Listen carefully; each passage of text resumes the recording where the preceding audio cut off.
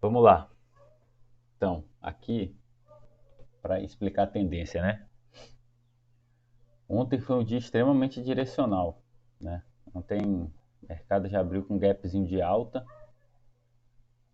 e veio até fazer essa máxima aqui no 634. Então, a minha referência vai ser exatamente essa pernada, só que eu começo até de anteontem. Bateu na mínima, né? Até essa máxima de ontem. Então, quais são as minhas referências de probabilidade, né? O mercado ele pode fazer a retração até o 38%. Deixa eu ver se eu faço aqui uma. Ó, o mercado ele pode vir até o 38% para depois ele subir, né? E explodir o 100%.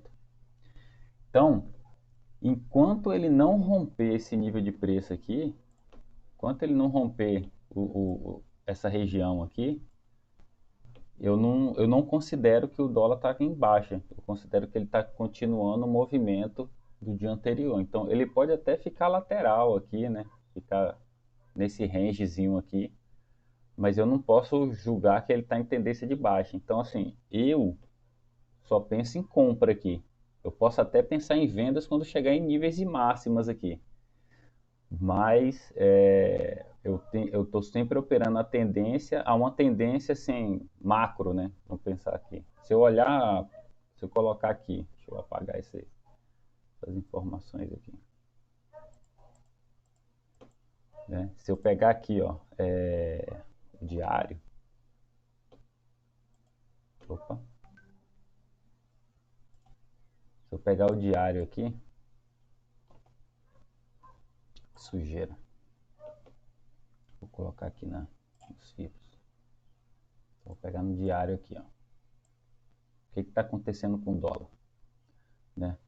O dólar ele teve um movimento de alta gigantesco aqui, de janeiro até maio, até 14 de maio, né? Aí olha que interessante, né?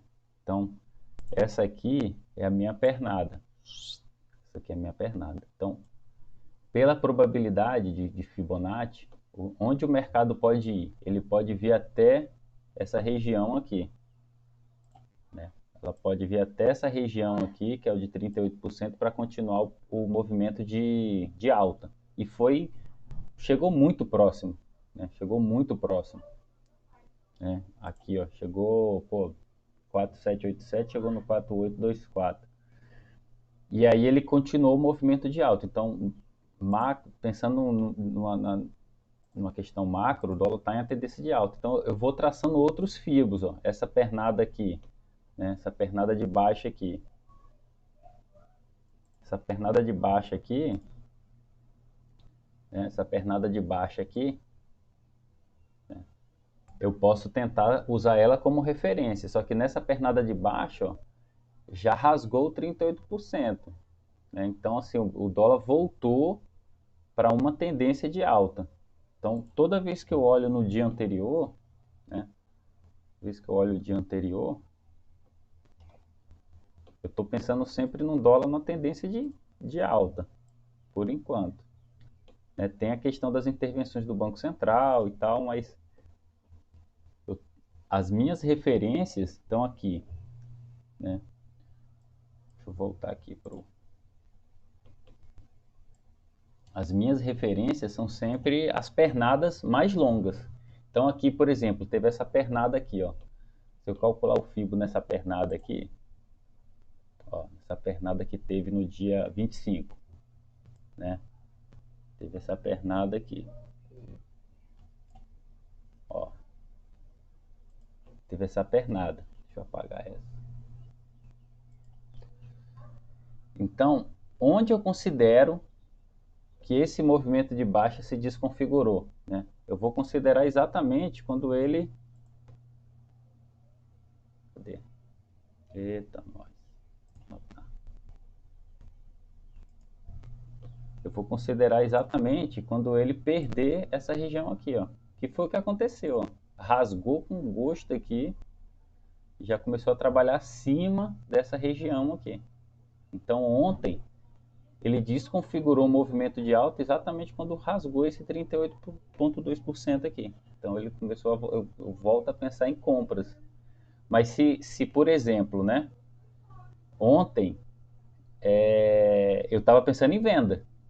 Tanto é que eu vendi aqui, ó, nessa região aqui. Eu vendi aqui, o mercado ficou bem brigado, não me deu tanto ponto.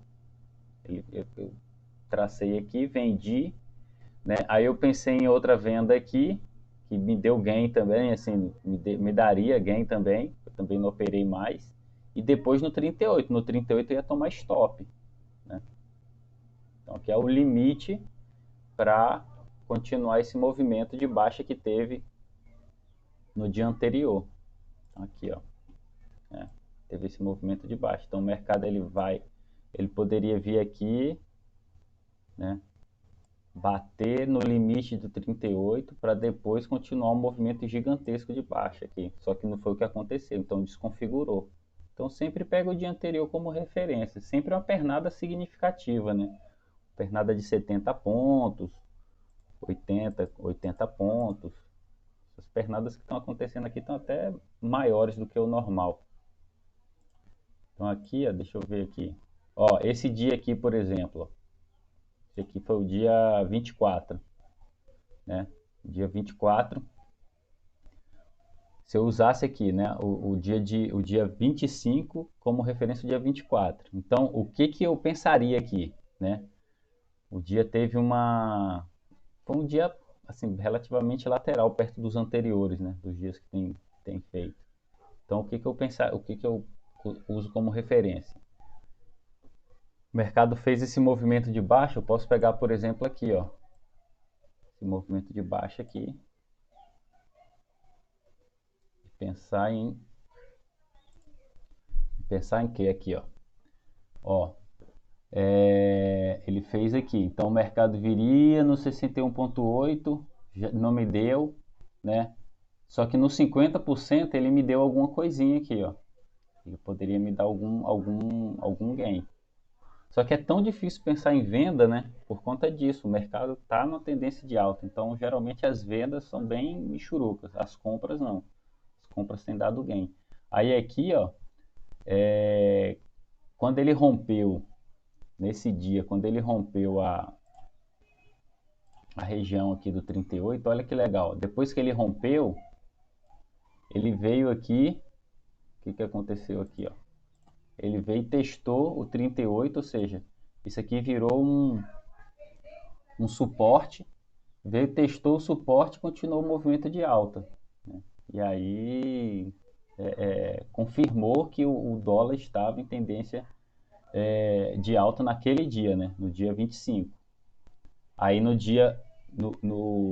final do dia 25 teve a intervenção do BC aqui, já estava chegando em níveis mais perigosos, né? Então é isso. A minha referência é sempre o dia anterior, mas não necessariamente eu pego a pernada do dia anterior. Pode ser que eu até use referências de mais de um dia, desde que seja um movimento assim direcional, né?